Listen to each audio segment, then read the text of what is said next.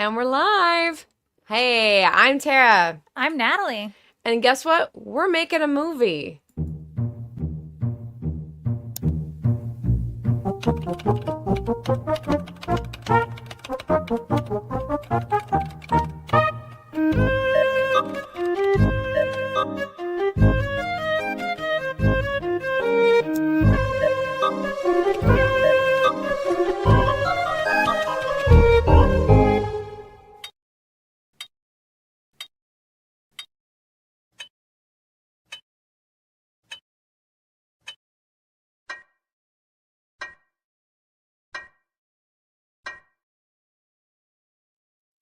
Welcome back, guys.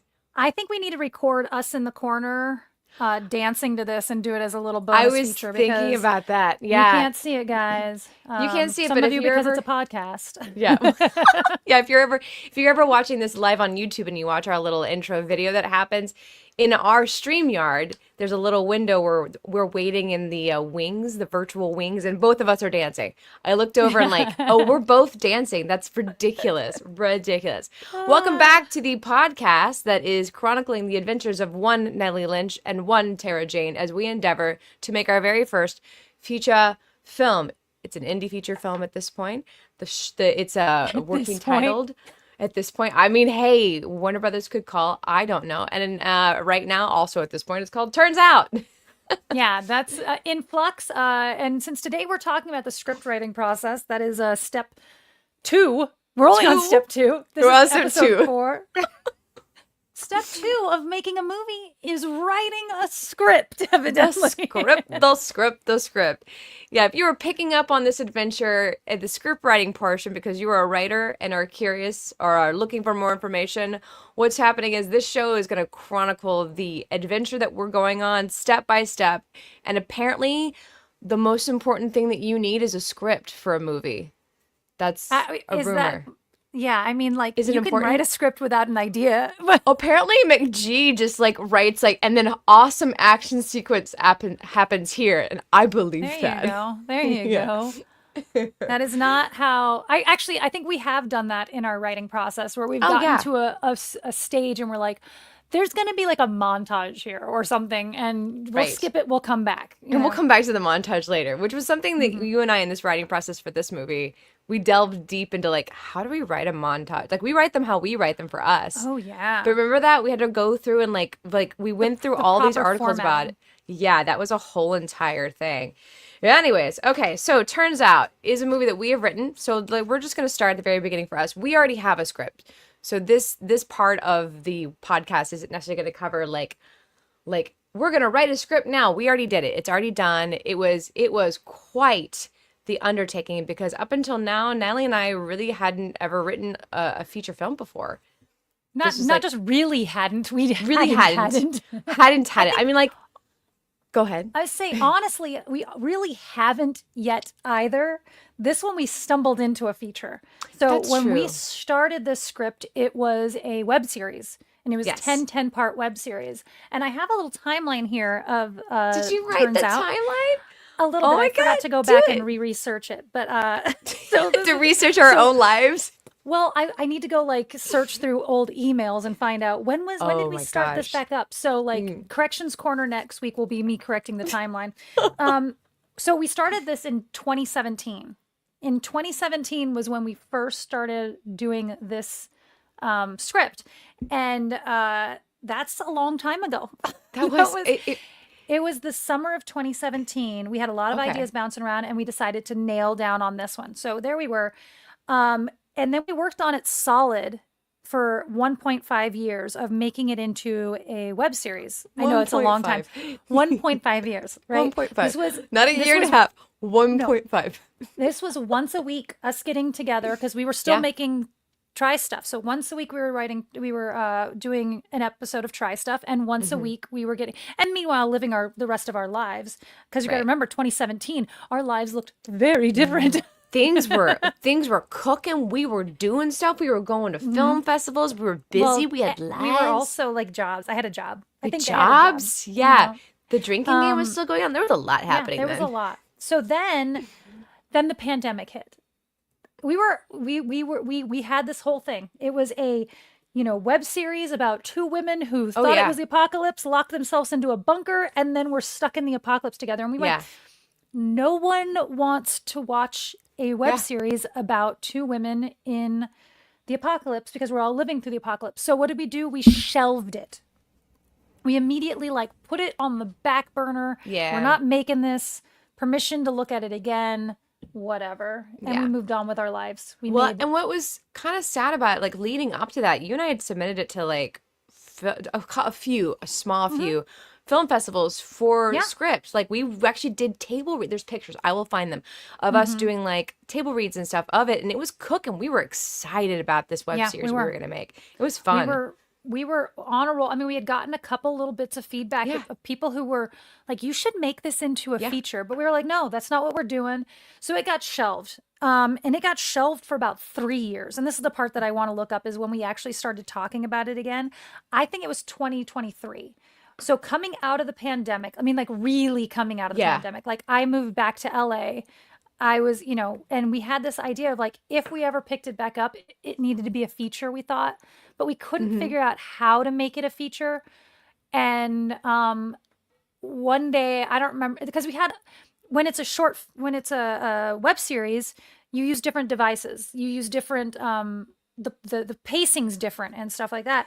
And so one day it just kind of clicked how I could not lose those, and I could also make it into a feature, because we did sit down a couple times and tried to like tackle it, and it just didn't work. And then one day I just went, it clicked, and I sent it to Tara and was like, "What about this?" And then we decided we were going to make it.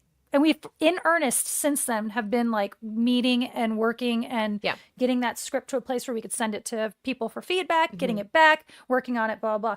So that is the journey of the Turns Out script, and where it is today with, we have a director and a producer on board to make this movie. And it just got accepted into Desertscape International Film Festival. Woohoo! It's a semi-finalist. We don't know if it'll get read yet at the festival. We have to wait for that information. But hey, that's a step in the right direction, right? Very Am I excited. right? Yeah. Hey, yeah. Back in the getting it on the festival. Somebody emailed me recently and was like asking for advice on what festivals and such to do for scripts. And I was like, honestly, I don't know. Like, I don't Right. know. I've seen them at the festivals, but like you and I, as far as like the script writing process, we've never really endeavored to be writers in this form and format. Right. We've been learning on the fly, and like we'll write a portion, be like, wait, is this how we're just like the montage thing? Wait, is Yeah. this how you're supposed to write this thing? We don't know. We've been figuring it out Right. as we go. So it's been quite the journey for sure. Encouragement Yeah, to anyone who's new to this part: don't let it scare you. Just do it. If we can do it, you can do it. Yeah, definitely. Because we had never, like I said, we had the longest thing I think we had written before was maybe 20 pages. Yeah. And then when we wrote this, we were writing 10-minute episodes. So they were, very Yeah. bite-sized. But when you Well, put all those together, that makes it the equals, movie. and I think that actually was a good move, because I think you and I might have been having a little bit of paralysis by analysis. Like, it seems like such a daunting task, and like this, both of us get a little like, well, I don't know how to do that. I don't know if I should do that. I should write a feature because, oh, what if I do it wrong? We Yeah. tricked ourselves into writing a feature by breaking it down into chunks, and then we were actually able to achieve the Herculean task of writing 100 pages of a feature Yeah. film. Well, the the sneaky way. I'm gonna unpopular opinion. Depending on what your goals are in life, I don't know that writing a feature is important. Because it's harder to make. It's harder to get into festivals. It's harder to get it Absolutely. seen. It's hard. Now, if distribution, it's impossible to get short films distributed. There we go. I found Excellent. it. Nailed it. Got the landing. One hop. But it's very, very hard now for it's getting easier. I mean, there are places now for short films to live. But if that's your goal, is to make money on the other end, that is not why you write or make short films. However, if your goal is to make stuff, it's much easier to make short films. So you don't need a budget that, it is nearly the same. Yeah, it is. Short films are more accessible, especially in the beginning. And yeah, and again, it depends on what your goals are. Like you and I did not move to Los Angeles endeavoring to be screenwriters. This was No. not, or writers at all. I still don't necessarily claim the moniker of writing, though every once in a while I'll be writing something else. And someone will question me, it's like, I'm a writer. Like I know words. Like I'm like, that's Right. right. It's just it's taken you and I a long time to even go, we're filmmakers, because Right. you and I moved to Los Angeles to be actors, and then we wound up, because of several strikes and the industry just being what it is, having to do things for ourselves and creating our own path, and like wanting that bit of control over the words out of my mouth and the stories I'm telling. Yeah. So here we are, Lisa's doing Well, it. I will say Adam, who runs the Desertscape Film Festival. We were there last year with Social Anxiety. Actually, I was putting the finishing touches on this script while sitting downstairs in the filmmakers lounge, That's um, cool. and so I was like, oh, I'll just submit because it's local and I want to be involved with these people. Mhm. But Adam, saw him again at the Kanab Film Festival a few months later after his festival, and he introduced me as a writer. He's like, and she's a writer. And I was just like, I pulled him aside later. I was Yeah. like, thank you for, I mean, I did write that and I did, Yeah. like he saw me writing, but it was just, oh, other people think of me this way, not just a Yes. self moniker, like, oh, yeah, Yeah. and she's a writer. And I'm like, and I got invited to a writers group from there. Anyway, that's a That's so side story. that's so cool. Like it will take me much longer because I don't do as much writing on my own. You do a lot more writing on your own than I do. Like I haven't even written a short a story. lot more. I've written like log One more. lines. I write log lines. I write story ideas. I write the basics of a scene that played in my head down in a little notes app. That's the extent Yeah. of Tara's solo writing endeavors. Like I have these ideas of wanting to write a children's book or something at some point, but we'll see if that ever happens. You should. I know. I've thought about it. I just need and then I want to water. Anyways, let's not Anyway. sidetrack. We're making So- a movie.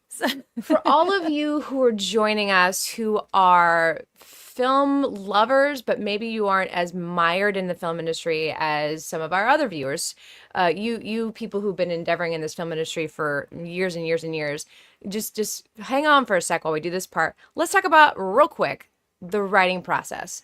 Like, just how do you do it?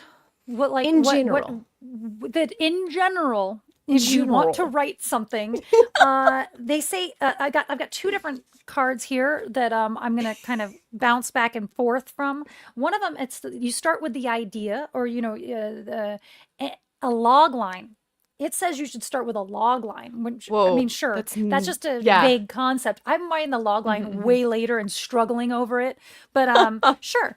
I mean, your little elevator pitch moment, I guess. And I've then, gone that way. I've gone that way. Yeah, that's the idea. Then your character development plot outline thingy. A vague, big, giant outline. Then this is funny. Step 3, they think you should build a treatment, which Whoa. definitely didn't. Yeah, the treatment. We just recently were trying to submit the script for something, and we needed a treatment, and I was like, Yeah. we're well past. I mean, I have to go backtrack in order to make a Backwards. treatment. Yeah.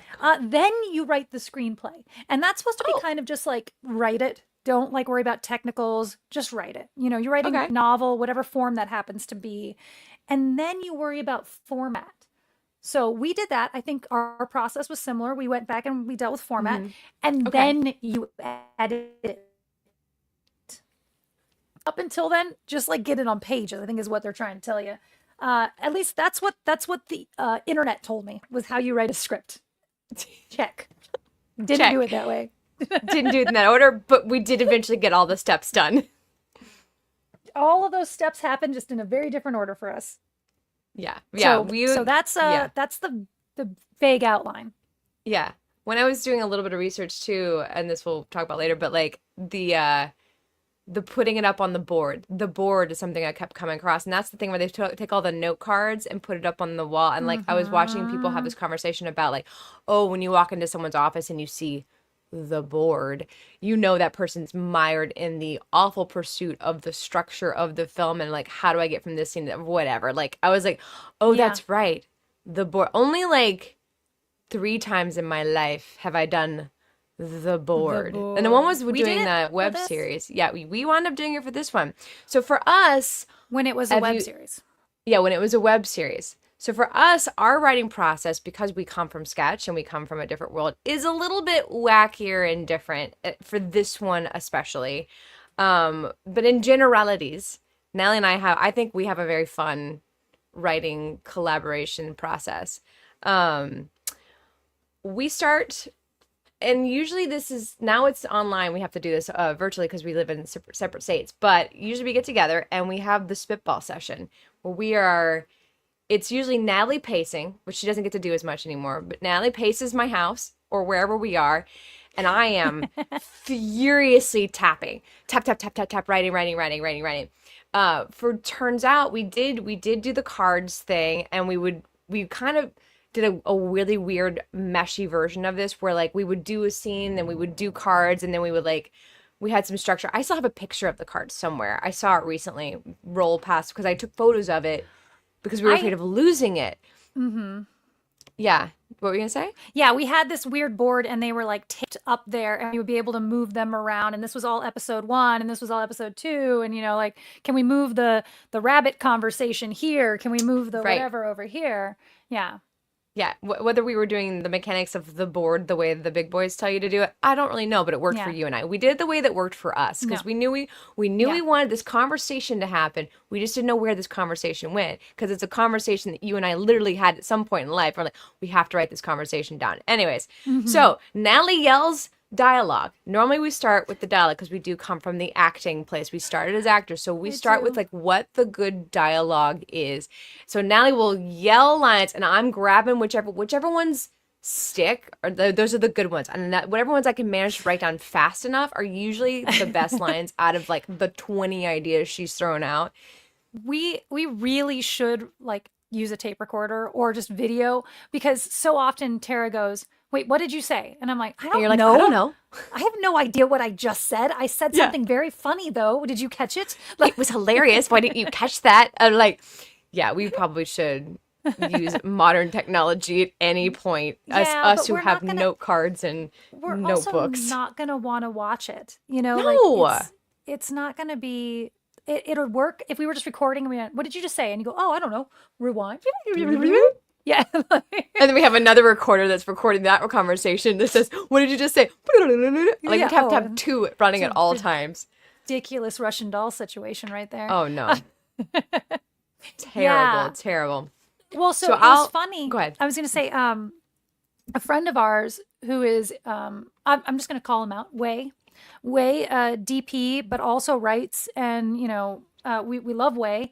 Way and I had a conversation once about the way he films and the way he writes, and he writes all description.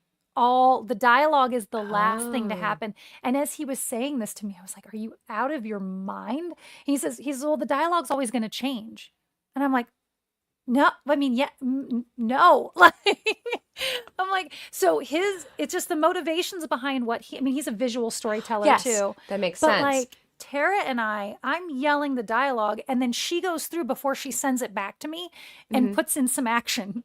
Yeah, I go in and like, and this is why I've thought about writing books. I love to read. I write because I like to go back and do the description part. And like, I really belabor over like describing how the thing happens here and like how do we do this and that stuff like that, and then you go through and go, Tara, that doesn't make any sense to anyone but you, and rewrite it. No, but what's interesting though is you do that over like the description and and then Yeah. but what happens in between there is Tara does all that and then she sends me the script and then I do the exact same thing to every single word like of the dialogue. I go Dialogue. It's an here, not a you know, and I get very, very bogged down in like the exact cadence of the words versus, and then the action, you're in charge of all of our action. The story, I'm just yelling dialogue.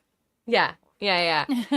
That's interesting. It's very much Way versus us is very much us coming from the two departments that we're generally in charge of. Like, Yeah. generally it's our department to worry about, and as being heard it put this way once, advocates for the characters, the words that come out of our mouths are so important because we are Right. advocating for our character's point of view. And Way being a DP, he is advocating for the look of the world and how the camera is telling the story Yeah. through action, which makes sense. Like, that's really Well, and interesting. I would say it's probably a little different considering we write comedy mainly. Yeah. So the jokes are in the dialogue versus visual. Most of the time, it's not a visual joke. So there Mhm. is a bit different. I mean, and coming from where I originally started writing was for sketch. And so you do improv and then you go and try to write it into a sketch and you're like, "Oh, that was Right. funny." And you try to write this sketch out of this funny, but that's 90% dialogue driven. That you're Mhm. in a you're in a room with no props, no action, so most of what is funny is coming out of the things you just said. I don't Oh, know. right.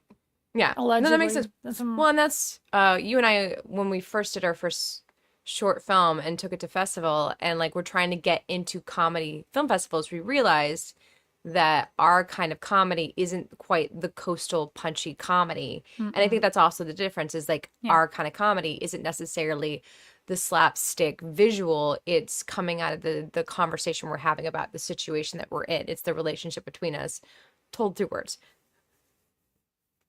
Right. Right.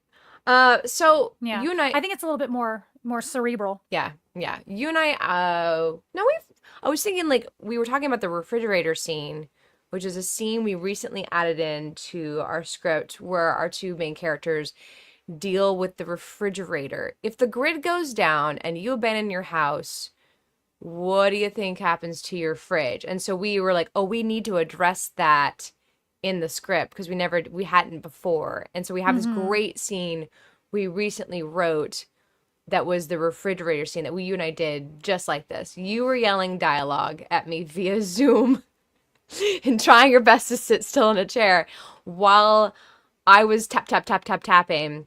And then we figuring out how to get that worked into the script, like going back through as if it was his own note card and shoving it into the script where we thought it was supposed to Yes. go.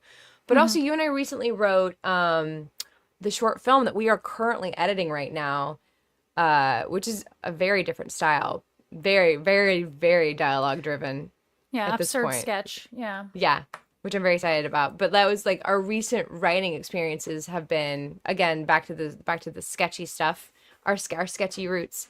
I'm very excited about that one, and also this amazing refrigerator scene, which I think now at this point, this last belated scene that we put in because we had a table read with the director and the producer of the film.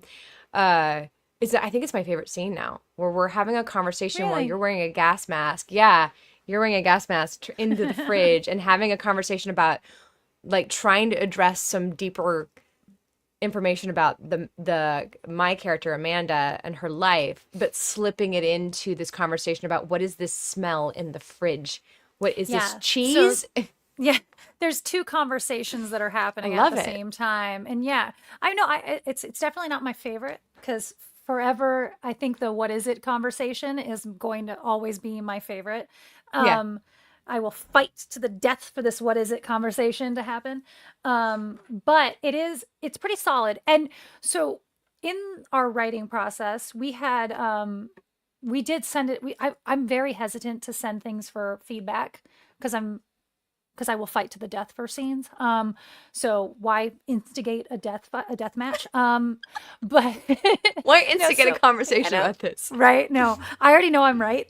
So no, so we send it out for feedback.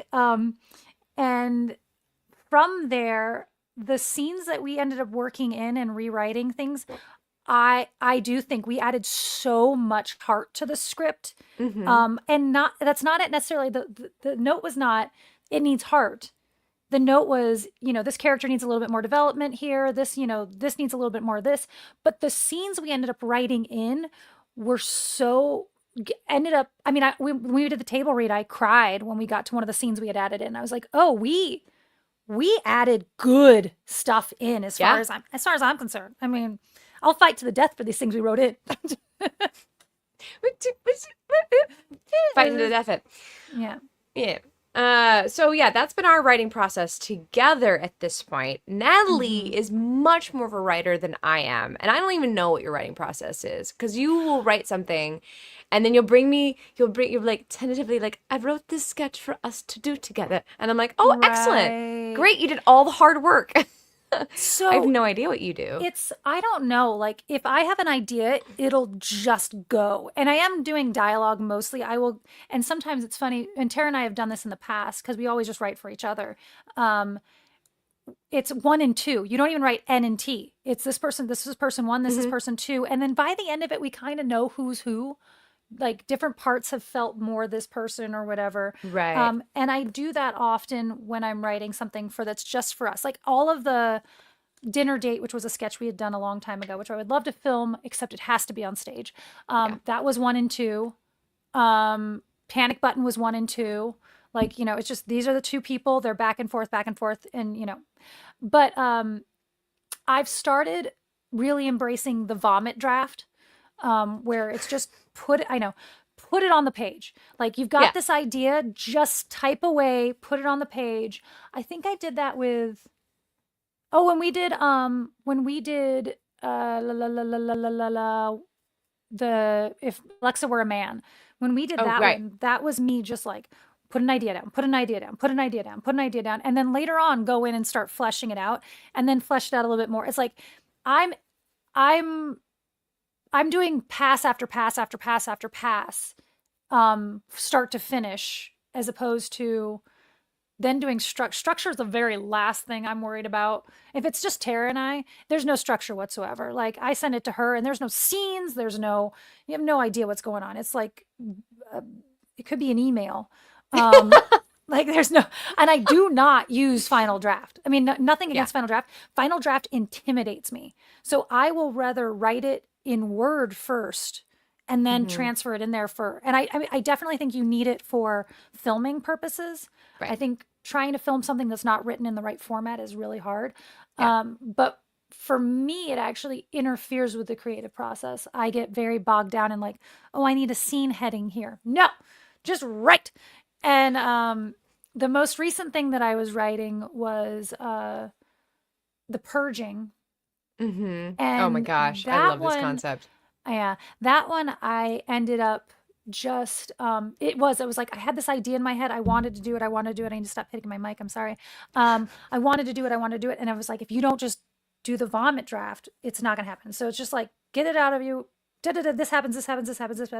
You can copy, paste, and move things around. Do it. I think normally I write the first draft actually in paper form. And then, oh yeah, I've seen your notebooks. Yeah. And then that one, I ended up doing note cards. Because there was like so many moving pieces, and then I laid them out on the floor of each, like, how is this going to work out? And then, I know. Well, it's on the floor, and then the floor, and then you just take a picture of it. You don't need to keep it. Actually, and it wasn't even note cards. I didn't have note cards at the time. I had a small notebook, and I just like was cutting out papers. Oh, amazing! There's like 5 different stories going on, so like each one of them got a different color marker.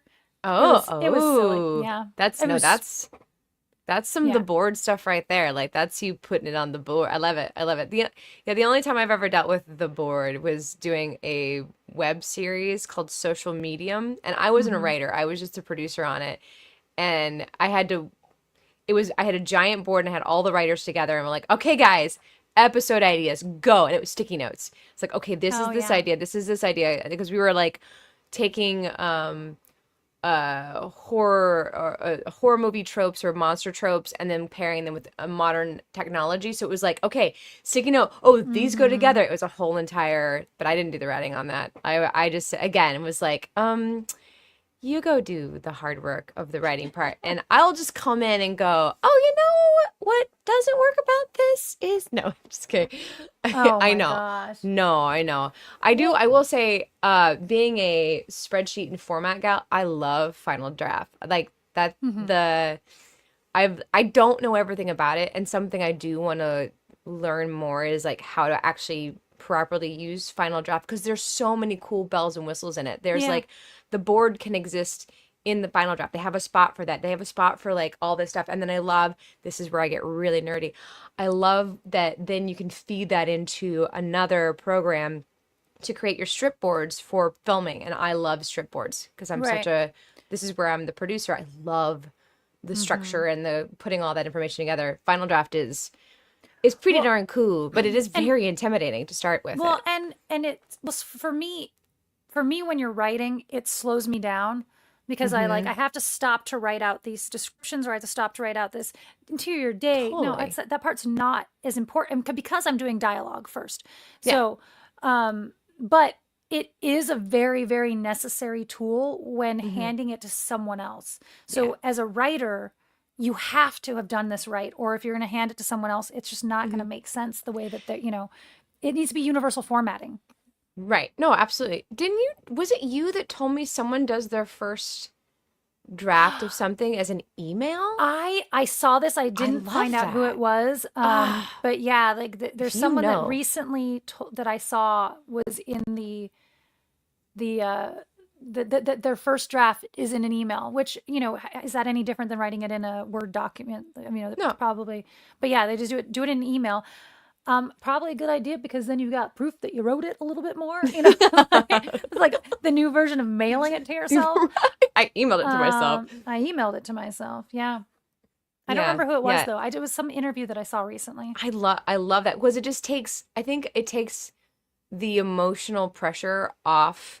And like it's just an email. Like it's no big deal. I love the just Yeah. removing all the gargly gook that keeps you from just going away, and you're just send yourself an email, which just seems so much more approachable. Like, and the same thing, like just take away all the bells and whistles to Final Draft if it's going to get in your way. Like just write somewhere else. You can put it in there later, and then someday teach yourself how to do the formatting, which is me. I'm still learning it. I'm still Yeah.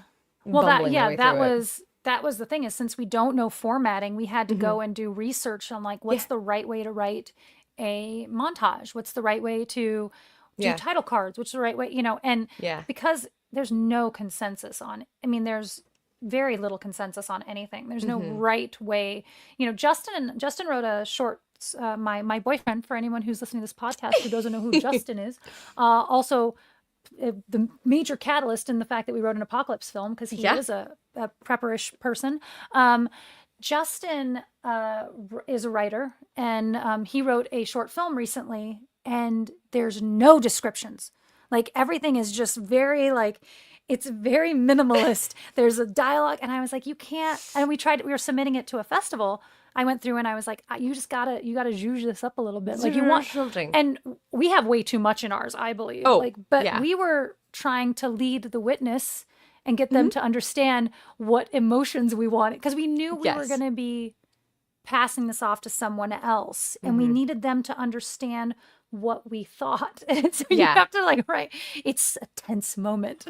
Well, we also learned that like if we don't explicitly say it at the first table read, your crew will be like, "So what color is the hat they're And you're wearing?" like, Like, oh, I if don't it's know. A So hat.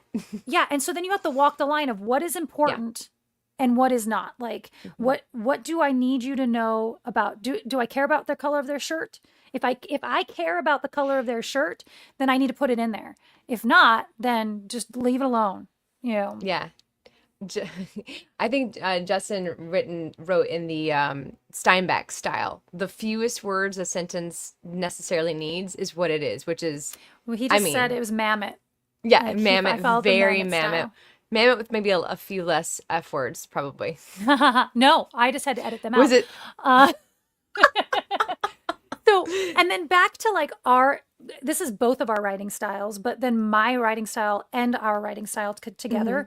After that draft's written and after whatever, so after I've written my draft and we go to Tara goes, Tara gets credited as writing on all of our stuff, even if she didn't put in that first page, the first draft, because the dialogue changes so dramatically once we start reading it. Like the dialogue is always changing up until, I mean, we're still until finding we shoot moments it.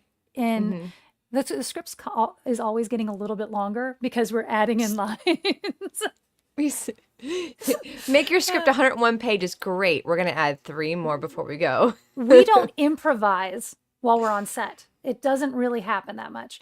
But we have improvised every day that we've read that script again and again and again and again. So the script that I bring to Tara, the dialogue is placeholder dialogue until, and most of it, every once in a while I'll go, no, I need you to say this line. No, it says this. Don't alter that. I didn't say you could change that line, Tara. Okay, we have a quick question I actually do want to address in our chat. Randa asked, question is, when do you write, where do the characters come from? So someone you know or mentally picture in that role. So like, I think the question is like, when is it just somebody, and when is it like you're specifically basing the characters we're writing off of people we know? Like often we're writing for ourselves, of ourselves. So like a lot of our characters tend to be exaggerations or variations on our own weird personality types. But when we were writing Toogie for Imaginary Friends, that was literally based off of like a really good friend of yours, so much so that we stole his name. Well, we stole his name. I don't know if it was his personality necessarily. No, after a while it changed. Yeah. But yeah, it was like that was the spark for that character. Right. And we just gave him his name. We're like, whatever. We asked him. It's fine. we cleared it through Toogie. Toogie approved. But I think because we do sketch so much, I mean, more of what we write is like comedy sketch type of stuff, that it's they're caricatures, and you start to get a character in mind. So Maggie and Maud. Did I write Maggie and Maud, or did we write Maggie and Maud? Do you remember? I'm pretty sure. No, you wrote it because it was based on Don't Touch the Body. That's what it was based on. Yeah. I forgot about that. And then we just took off with the idea. Yeah. And so, but those characters started to develop. So I wrote the script, and you have a 1 and a 2. Like I said, there's always a 1 and a 2.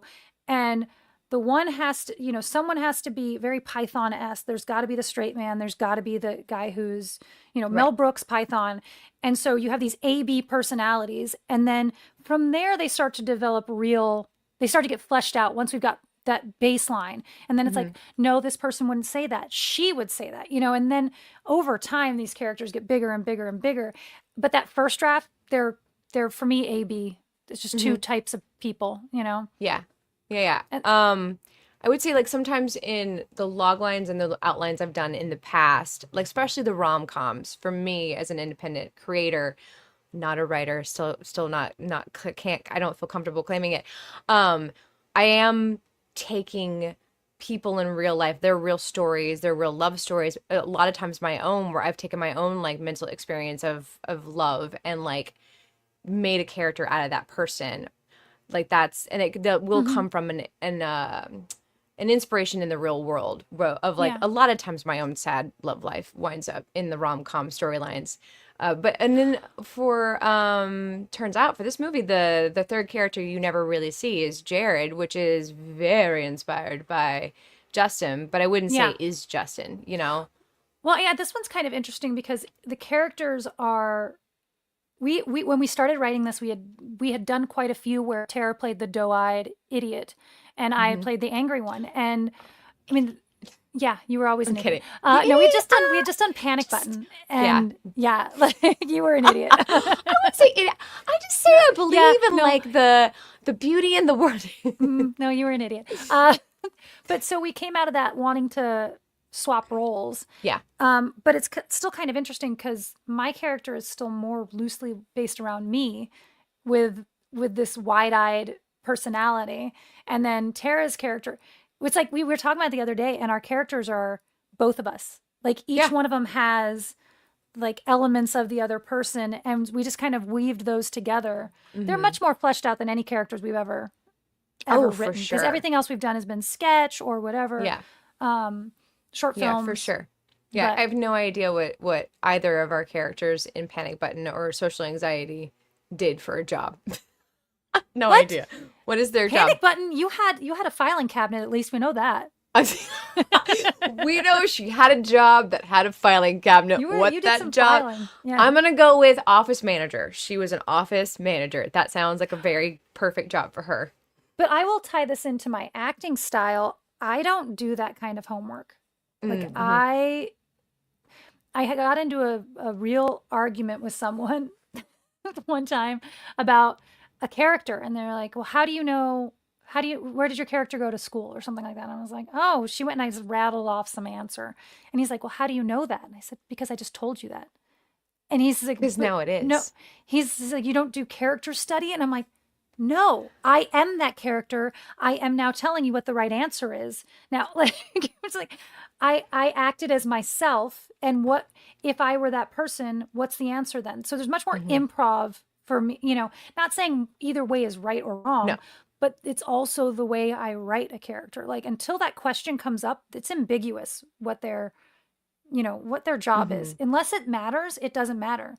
Yeah. It doesn't, unless it defines that person, it doesn't matter. Actually, I've got a new job I think I want to change your character's job. That's how Speaking of, unimportant it is to me. Like, it's not, that doesn't, your character traits are so much more important than your job. But yeah. I've also never been a person who my job defines who I am. Oh yeah, So, that's fair. yeah. Yeah, that's very fair. Yeah, I recently did a short film where I was playing.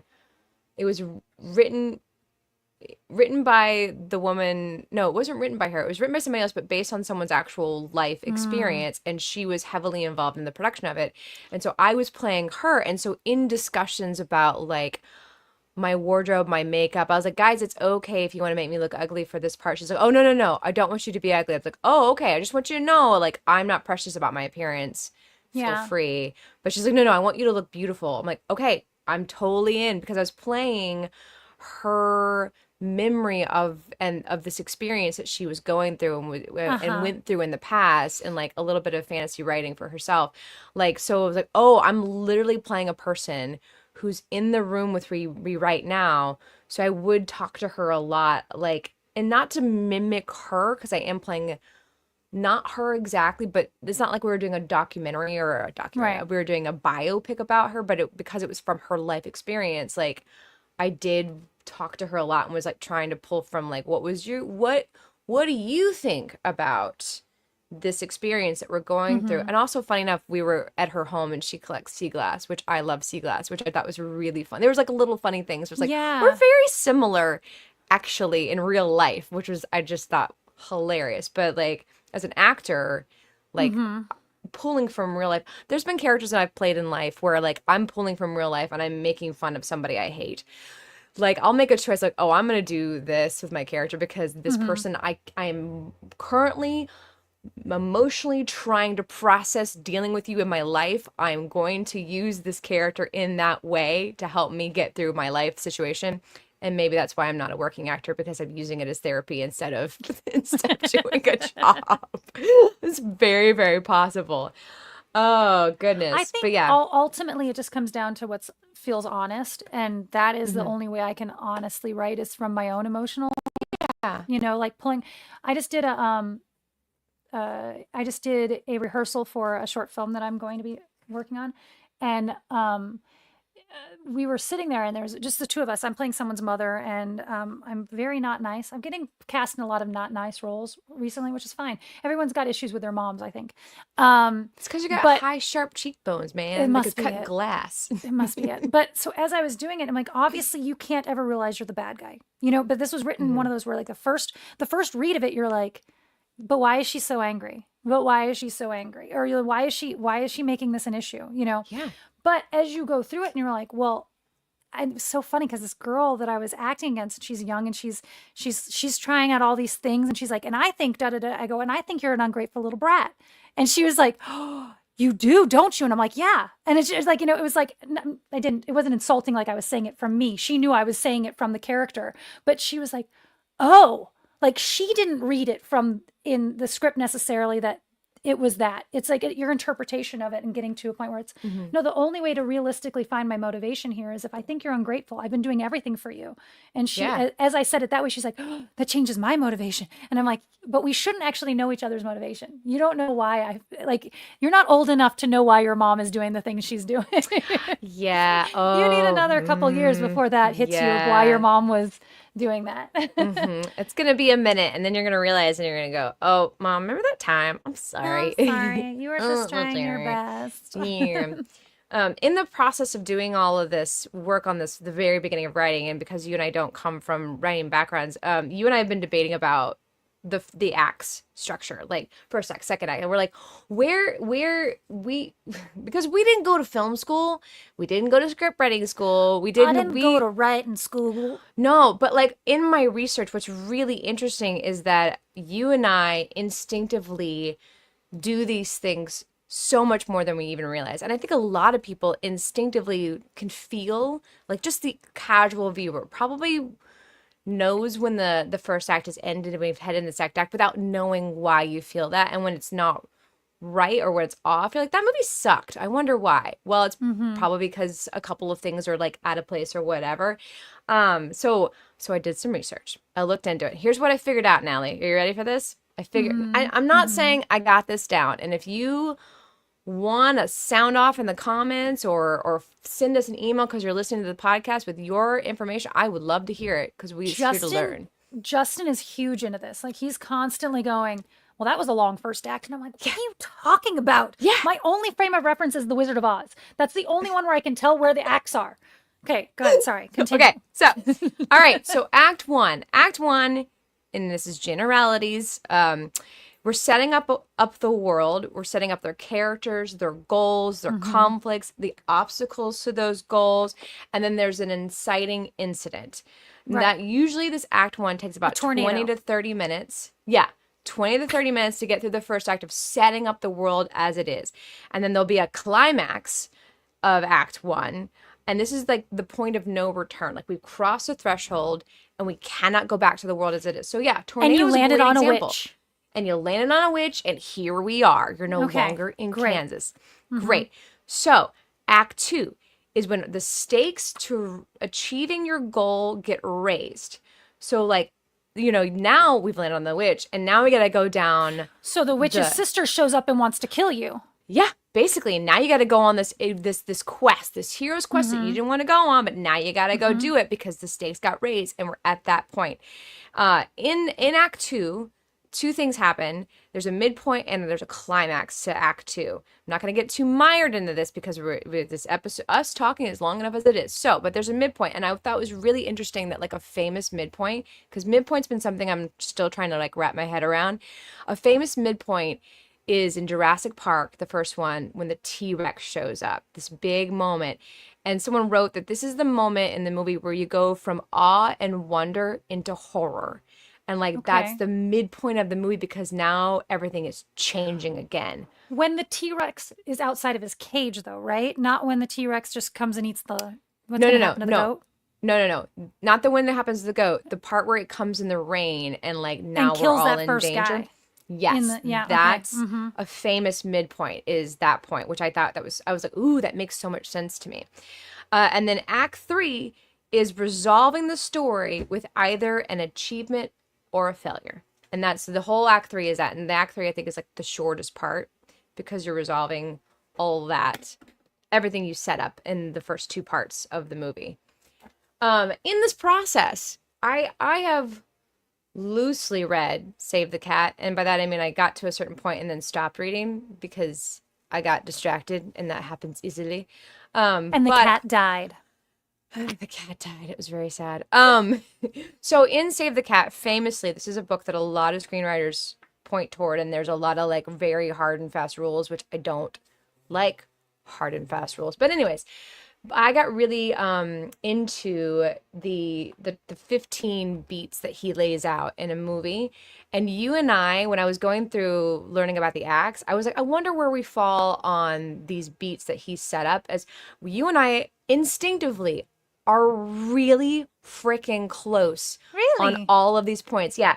Our story is a little more muddy in some places. Like you could debate whether or not the debate section, honestly, is called The Debate. It's number 5, The Debate. And the debate section is where your hero is debating whether or not to go on the journey or not. And to make the choice to go on the hero's journey has to be his choice. But he's going to have a moment in time where he debates. And this is like the famous one for this is Skywalker. Oh, do I leave Tatooine and go on this adventure, this hero's quest, or do I stay with my uncle and my aunt on this planet? What do I do? What do I do? What do I do? And then he gets forced into by events into going on the adventure, basically. And he makes the choice. No, I'm going to go on this adventure. So you could debate what our debate section is in our movie. There's a couple of points like that, but you and I are pretty stinking on the mark. So I'm just going to like really quickly cover these. I don't want to get too mired in it because you could spend an entire podcast on Save the Cat. So there's an opening image. And for us, we have an opening image of two hands reaching out to an alarm clock. There's a theme stated, which we kind of don't do. And usually it's somebody who's not the character states to the character the premise or theme that we're going to be playing with in the movie. It's like, be careful what you wish for. Someone will say, be careful what you wish for. Like a clerk or someone will say it to the character. And then that becomes the thing in the movie. I love looking for the theme line in the movie. They're not always there. But when I hear it, I go, that's the theme of the movie. And I yell it to the room and no one in the room cares. Then you do the setup. And so the theme stated is usually on page 5. And you and I kind of get there with Karen is driving me crazy. We're kind of there with that theme.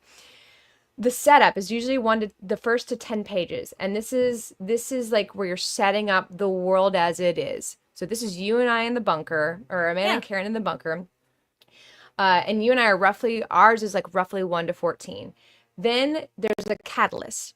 And that's the thing that's going to change us from the world that we're in into the new world that we're going to. Amanda leaves the bunker. Then there's the debate section where you debate, do we go on the hero's journey? Do we not go on the hero's journey? And there's a couple places in ours where you could say that's the debate. Yeah. I think it's our debate section is kind of the entire center of ours is debates. Yeah. Well, yeah. Yeah.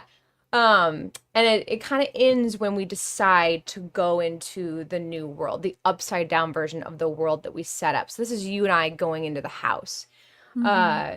There's a part called the break it in two, which is the hardest thing for me to wrap my head around. And I didn't write a very good note about what break it in two means, but it happens on page 25. This is where I'm like, I don't like your rules, sir. He's like, I always turn to page 25 of the script and something has to happen on page 25. And I'm like, I'm not playing your game right now. What's happening on our page 25? Though it's the what is it section. It's the like. That's my favorite scene. I know. Okay, so then after you break it in two with your whatever thing, you got the B story. And this was one of my favorite things. The B story is the other sub story that's going on. And you and I kind of have two. And it's usually a love story between two people who are not the main character.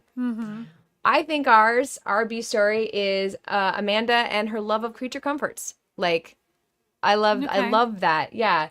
Then there's the fun and games section, which is where you thoroughly explore the fun of the world that you're creating. So it's the fun of us being in the bunk or in the house together and like living in this post-apocalyptic world and how we're going to get through it all. And then you got the midpoint. And for me, I think our midpoint is the discovery of the notebook. Okay. And the midpoint is that moment where everything shifts again. You got bad guys closing in, which is what, okay, now we're starting to ramp the plot up again. And this is where things get more intense. Then you got all is lost, that moment where you think everything is just terrible. It's never going to work again.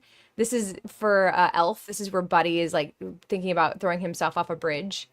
Then you got the dark night of the soul where everything is bad and you're living in this bad version of reality. And this is the rom-com moment where she's like sad that the guy didn't work out and here's life now on her own kind of stuff. You break it in 3. Again, I don't like the break it in 3, the break it in 2 part. I think this is supposed to be like the end of the second act is the break it in 3. And this is where the answer is given to you. The magical moment where everything turns out okay because something from the B line has told our main characters, here's the solution. So like you and I, there's a solution in the notebook that's given to us that like everything's going to be okay because the notebook brought it to us. And then you have the finale, which is, you know, where you start wrapping it up. You see the sequence of like how we're solving the problem together to get there. And then for Save the Cat, the final image, which for them wants to mirror the opening image, which for us is Jared's hand reaching for the note. So we actually did do the mirroring of it because it's a hand doing something. Well, it's a close shot in a hand. Yeah, I mean, we kind of do it twice. So I know. We do it twice. I feel like this is a little bit like tarot card reading. Kind of. It is. It is. It's like, well, this could be that, or this Yes. could be, you know, I mean, Yeah. good. It Yeah. worked. That It's means no fun. one can tell us we're wrong. No. No, and this is the thing. These are just, in my life, these are just fun, structure-y things Yeah. to help you on your journey.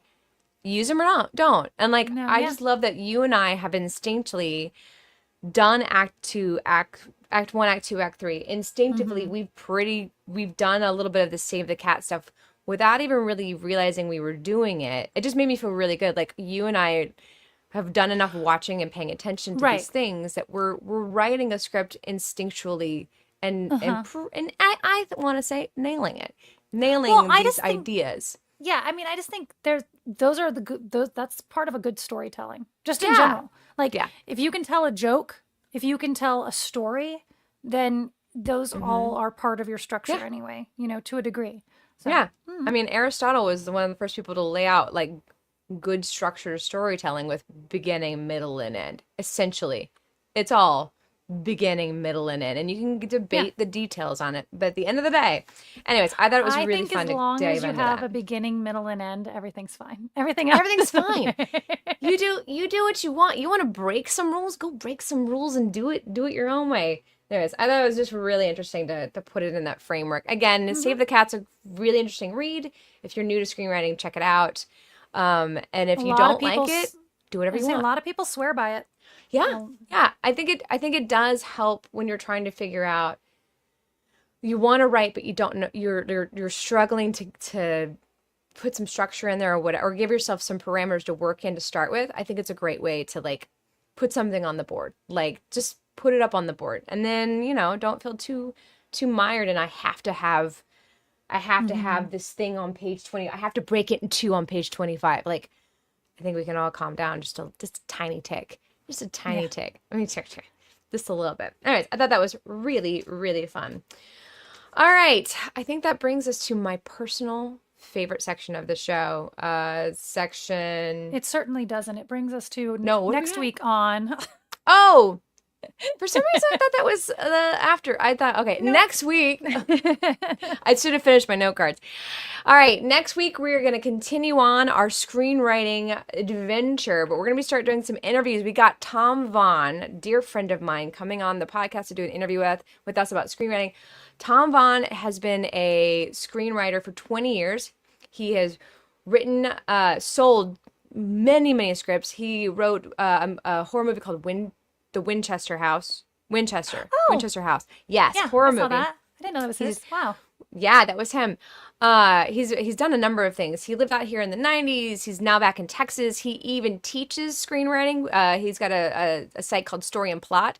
He has TikTok little vignettes coming out all the time about advice on writing. I love watching his stuff. Tom is really awesome. So I think you should definitely tune in if you were like wanting to learn more about writing. Come see what Tom's about because he's just a wealth of knowledge and like the genuine, most kind and gentle, nice man I've ever met in my entire life. He's such a sweetheart. It's going to be really, really fun to sit down and needle his brain for information. This is just Yeah. our excuse to like, I want to ask you 1,000 questions, but if I guise it as a podcast and do all this work, then I can ask you all these questions and you can't judge me.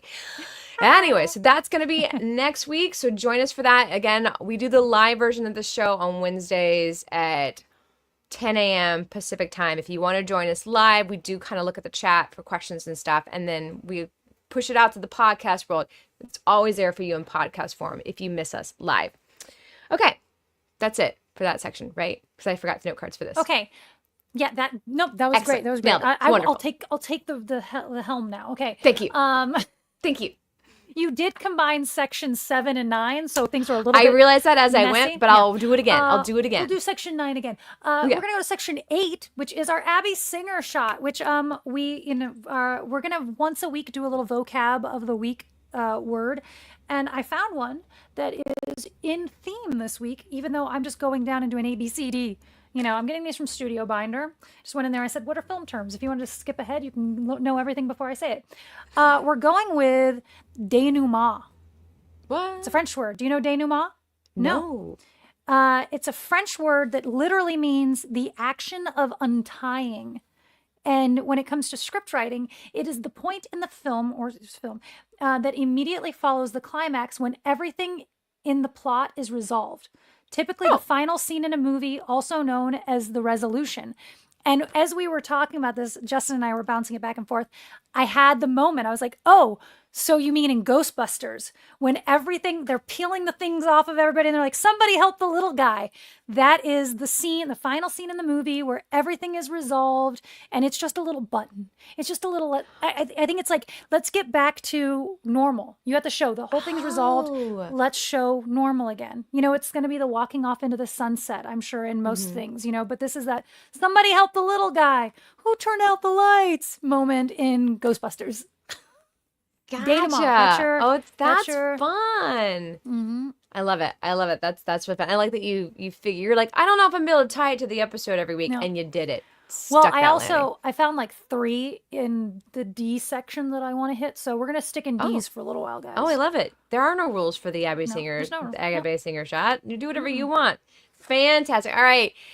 Thank you, everyone, for joining us for this little podcast about screenwriting. We really, really appreciate you. Check out if you are watching this live and you ever miss it live, go and check out the podcast. We are everywhere that podcasts are. If you are podcasting this, thank you for podcasting. Subscribe to our podcast. It means so, so much to us. Find us on Instagram. And then if you ever want to join us live, we are live on the YouTubes every Wednesday at 10 a.m. Pacific time. You can join us there and you can have your 2 cents right away instead of later in the comments on something else. All right. Thank you guys for joining us. We will see you next week. Here as always. And the bumper. The end.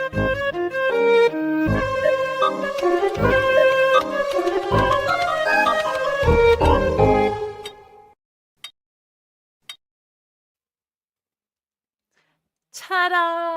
Ta-da! I had to panic because I hit the wrong outro. And I was like, oop, can't end this properly because I'm hitting the wrong. I'm in mid-process of hitting the wrong outro. And my brain left my body. We did it! Okay, stop yelling in my ear. Oh, sorry. I Sorry, told you I couldn't turn. No, it's not that you're any louder. I can't turn Oh. this microphone down. and so- Sorry. I'm just like, ah, Oh, sorry. I didn't mean to yell in stop your ear. yelling at me. Sorry. Oh, Brett Schlenk is here. Hi, Brett. Brett. All right, guys, this is the credit cookie. Thank you for sticking through the outro. You are in the know of hanging out to do the most fun part, which is where we chit chat with you guys a little bit. We do get to pay attention to the comment section, and sometimes we will pull from that, but mostly now is the time to interact with us directly. And I want to start by talking about your mug because that's important to me. My mug. Yeah, My show up. your show off this- mug. Once a week, the mugs that I have bought that are going to become candles, I try to use one of them now just to have something fun during the thing. And this one is a Bridgerton, evidently. I didn't know that until I washed it this morning, and underneath it says that it's Bridgerton. But it says, flawless, my dear.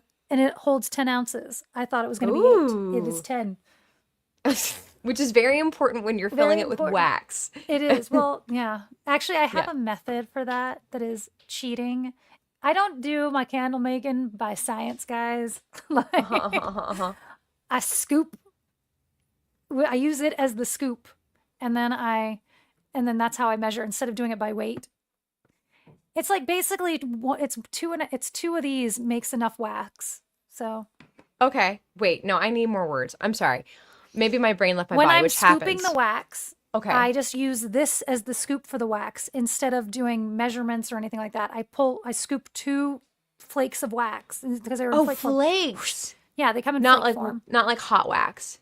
Oh no. Oh, okay, that's where I was getting confused. It's like, did you No, get a wax in order vat? to no, in order to measure the wax, I take Gotcha, the dry okay. wax, put it into the thing, and melt it down. But it's Mm-hmm. 2 scoops of whatever vessel I'm using. Yeah. Well, you're not cheating. You're just doing it the way that every good cook measures Yeah, with I the cook big spoon instead and the of small. bake.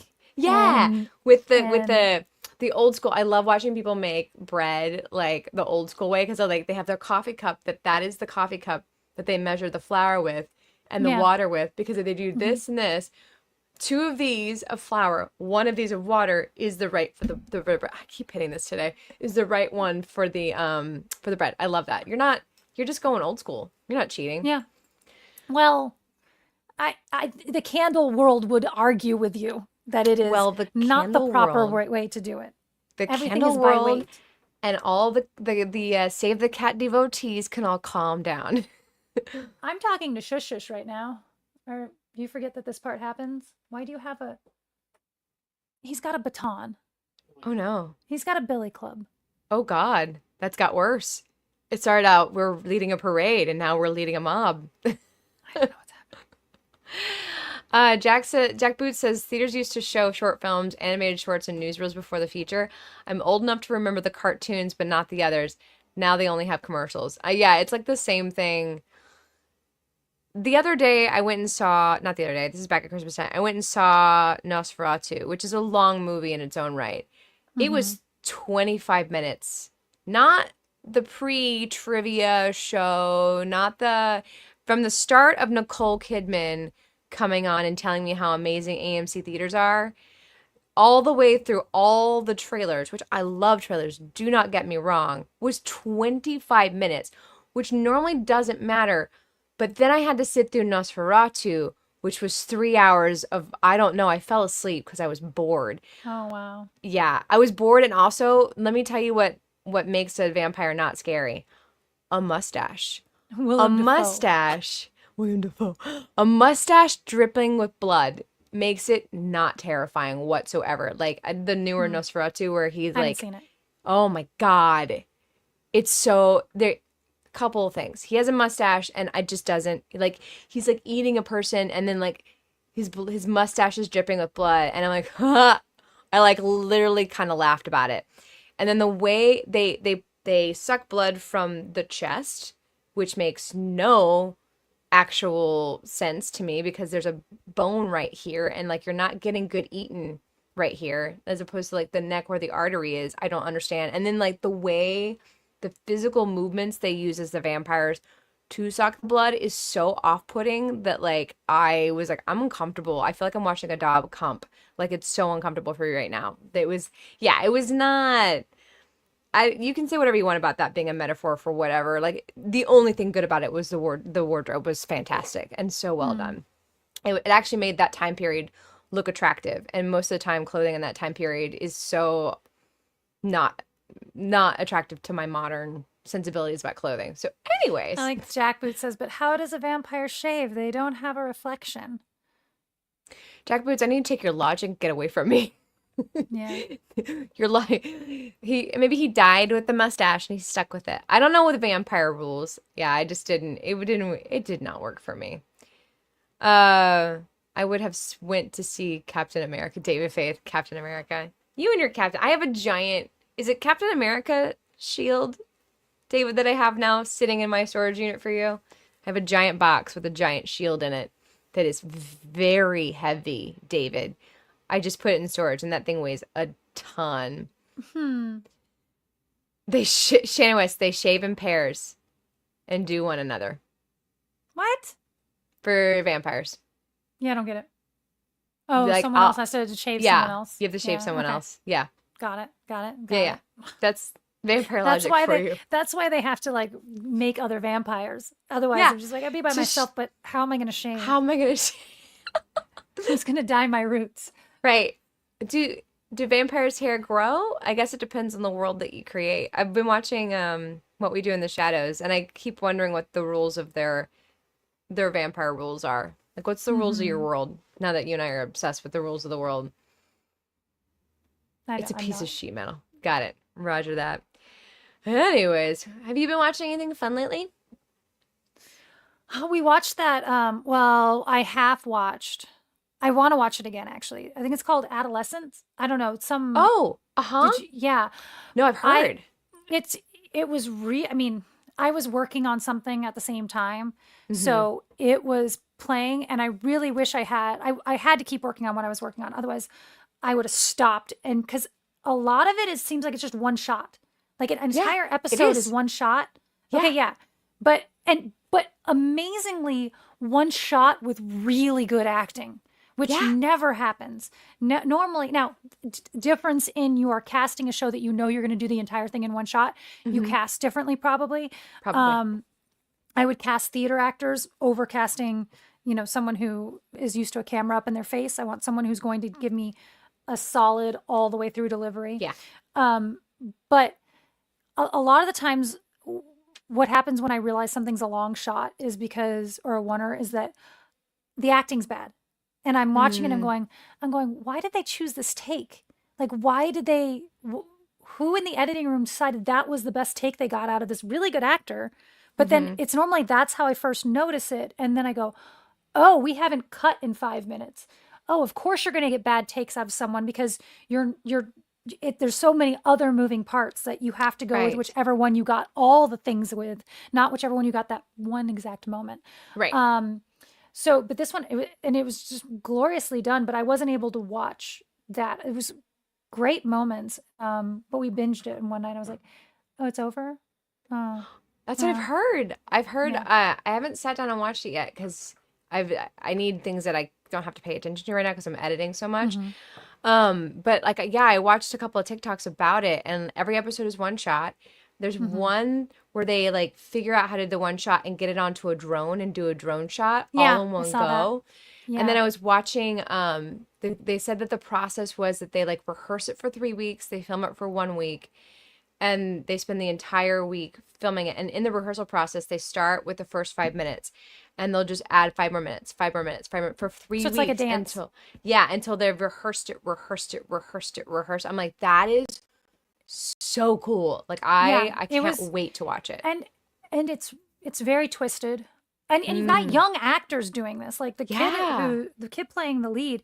Like, I mean, everyone just delivered phenomenal performances, but it's very dark, and Okay.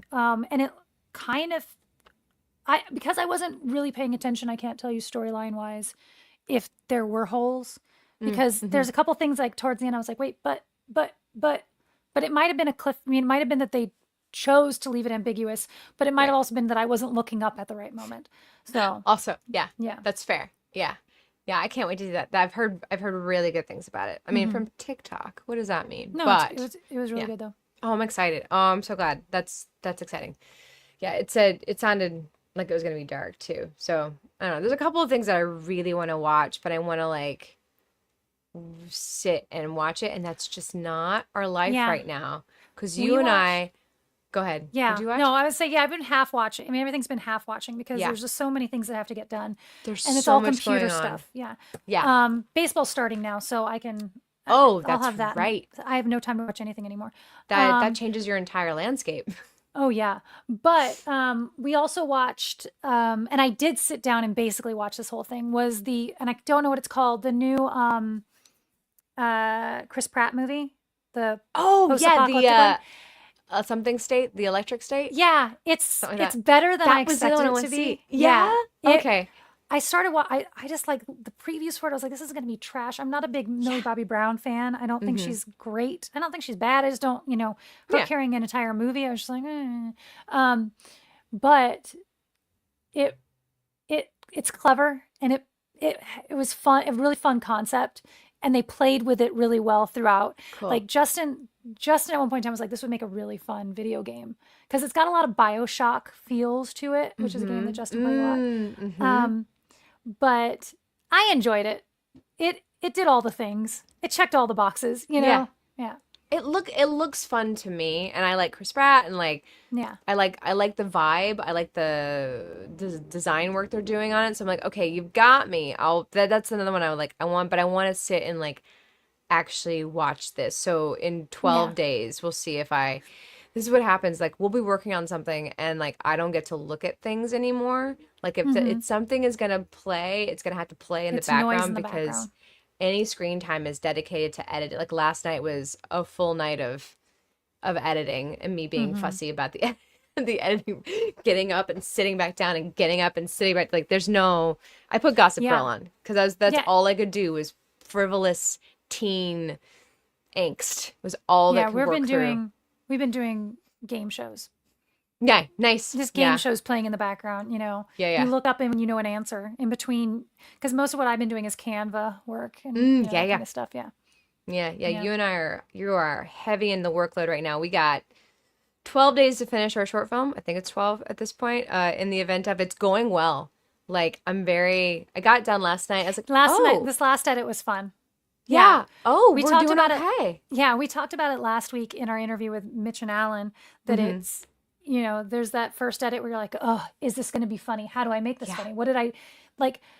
There's funny in the script and there's funny when you're reading the script out loud. But once it gets onto the camera, there's something flat about it. And you have to figure out in editing how to make that funny again. Unless you're Yeah. doing a oneer. We should just from now on only do oneers. Although Only we do have gotten oneers. terrible. 3 weeks of rehearsal. Oh my God. Yeah. But we wouldn't have to do any editing. So have to there's do- that. It's exactly like what we do with this. We're doing it live. We're not going to do any editing. Yeah. But there's No, something the- very, very different about that. Because once it gets on the page, it gets on the screen, it's like very flat. And it's like, oh, it needs music or it needs sound effects Yeah. or it needs this, just to like punch it up a little bit. Mm-hmm. Yeah, it's like it's always funnier in your head, or you had to be there kind of a thing.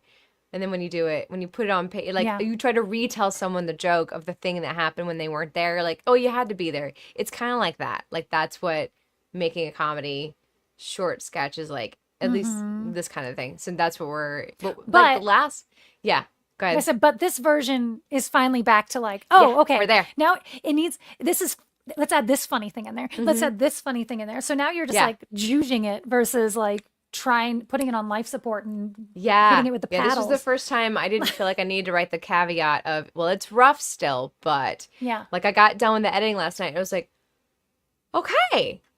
Yeah.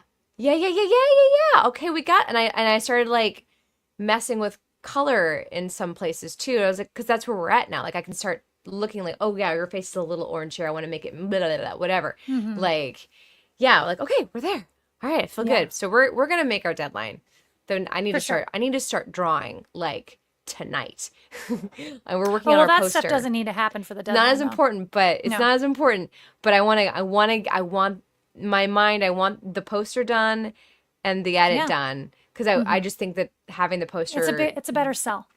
it's a better sell to get us Yeah. in, since this is the final. We're trying to hit a final deadline, so I feel like I'd like just those two things, and I feel like we're competitive because the poster concept we have, and we will when we have it done. I say F it, let's just show it to the world because I'm so excited about it. But I need to get to drawing because Yeah. it's drawing heavy. We'll get there. Oh, anyways, that's been going on. And then yeah, you've been working your butt off on the deck for Turns Out, which is looking really freaking cool. That was fun. Yeah, which is very exciting. And then again, in case you missed it earlier, I was so excited. Congrats to ourselves and our team for Turns Out being in Desertscape. Semi-finalist. Yeah. Pretty proud of that. We'll know 'cause, next week if we're a finalist. That's soon. That's good. Yeah. Excellent. Exciting. Which, I mean, again, it's kind of hard. You're not like, it's a comedy. So, I don't know how many features make it into being a semifinalist. A lot of Right. short films, but then how many features are even out of how many? But then, like, to be a finalist, a lot of times that's going to be things that have way more, I won't say heart, because I think ours definitely has heart, but like, Yeah. way more social impact and stuff like Yes. that, or, Yeah. Yeah. dramas and things like that do better. Yeah, we're back in the there's always a swing with film festivals in the world, I suppose, where for a while we're really into social impact and we're the important issues, and not that that stuff isn't important, but that's just not what we do. And then you'll have the swing of we need a break from being so then we concerned just about want life comedy, in the yeah. world, and you just want to feel good no matter what direction that is. I just want to feel good, and you'll notice way more comedies and heartfelt stuff starts hitting the festivals because everyone needs just a little bit of a palate Yeah. cleanser for a bit. So we're gonna have to sit and wait for our swing to happen again. Yeah. In the interim, we're making a movie. We'll be right here making Well, by the time it's all finished, people will want to watch it. Bingo. That's what I've part been of our thinking. pitch.